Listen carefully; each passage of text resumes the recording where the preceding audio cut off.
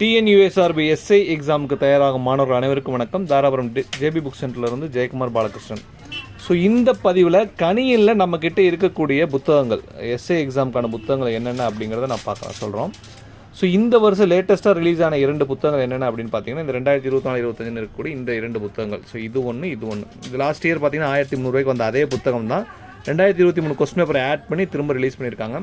அதே போல் last year 750 ரூபீஸ்க்கு ஒரு question bank book மாதிரி கொடுத்துருந்தாங்க. ஸ்டடி மெட்டீரியல் கொஞ்சம் பக்கங்கள் கம்மியாக, சிலபஸ் விலை கம்மியாக கொடுத்துருந்தாங்க.